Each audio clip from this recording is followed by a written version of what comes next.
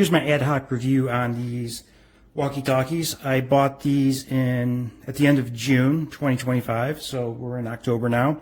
And we took these on a family trip to Colorado. So we're out in the kind of the wilderness, right? And it's a great place to have these radios. I want to tell you a little bit about these radios that you might not see elsewhere in some of these other reviews. I want to start this off by saying that I've been in technology most of my life. You know, I'm in my late 40s now. I have a amateur radio license, so I'm a ham operator.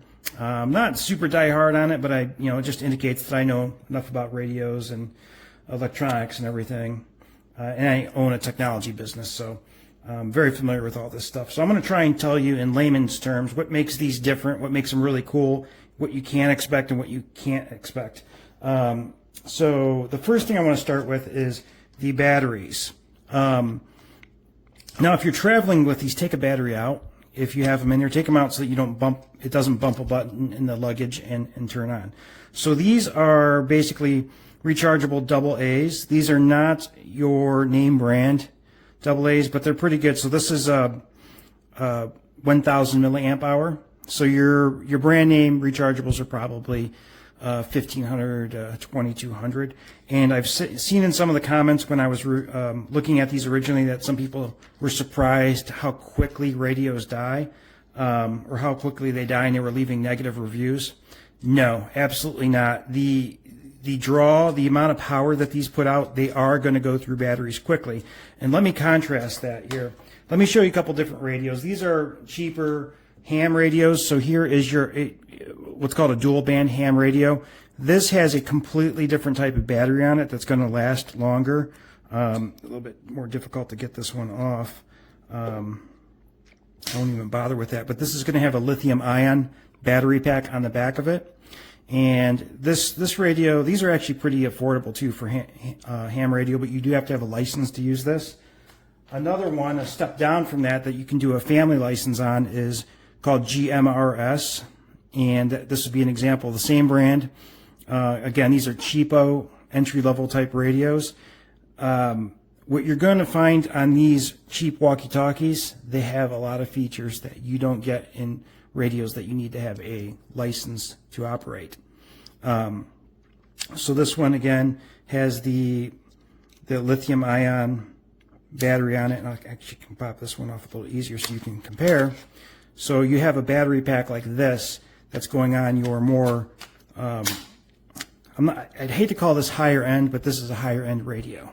You're going to see even people that spend hundreds of dollars on radios still have some of these Baofangs because they're cheap, they're inexpensive, and they work. To contrast that, here is a higher end ICOM radio.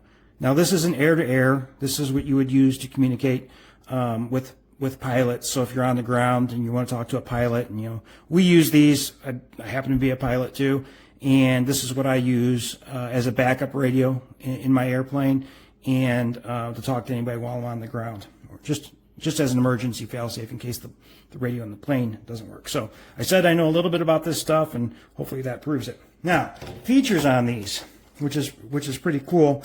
You have different tones that you can assign on the radios. Now this one's a little beat up. My daughter was using it. You have your channels. So you have 22 channels. These are operating on what's called the FRS bands, which is your family radio service, which overlaps with GMRS, which is the general mobile radio service.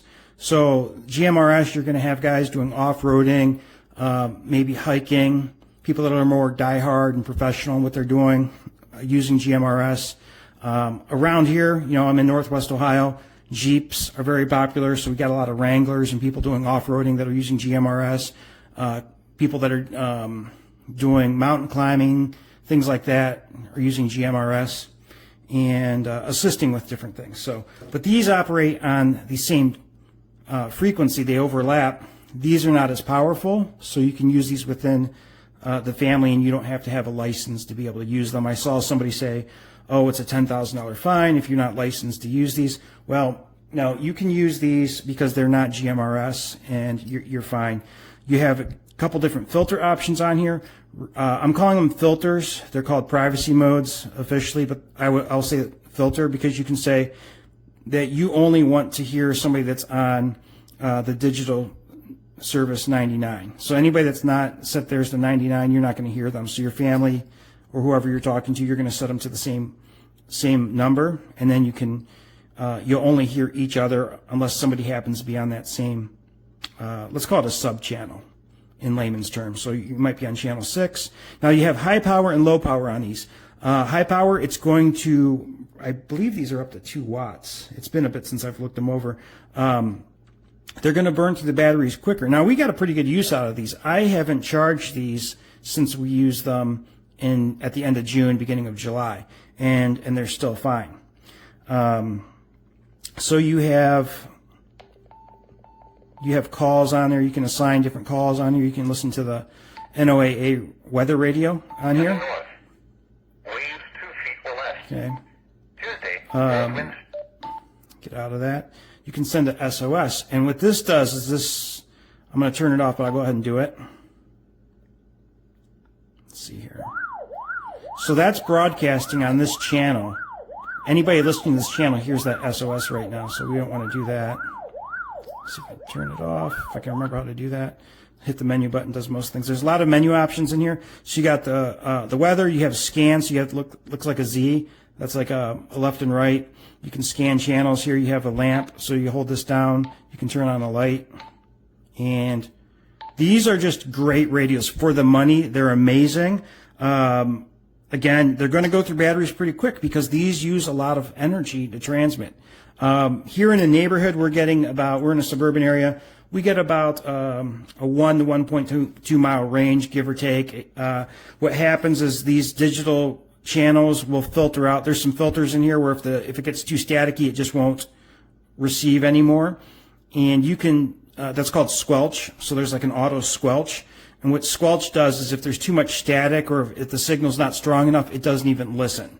And you can adjust that. But I mean, these really work great. Now out in Colorado where there was nothing around, we're getting anywhere from 5 to 7 miles range on these. You're not going to see that in neighborhoods because it's line of sight, meaning nothing is between the antennas or very little is between the antennas. When you start putting metal and buildings and walls and things between the antennas, lots and lots of trees, you're going to start reducing the range because they can't penetrate that as well. So, all right, that's my my long review here. Hope you guys and girls like it and appreciate it, but I think these are amazing radios for the money. Plus, you get the batteries with them. Some of the other brands out there, you did not get the batteries with them. So, oh, and one other thing, they're only negative, and I wasn't surprised by this, but the lanyards. This is just a plastic ring here. It's silver, but it's actually plastic. Those I expected to break, and sure enough, within an hour or two of opening these up, one had already broken. So there was that, and then they come with a USB-C charger. It's a split, so you plug this into your energy source, and then you can charge 2 of them. So you get 2 of these cables. It's not 1 with 4. It's 2 cables, 2 connectors each.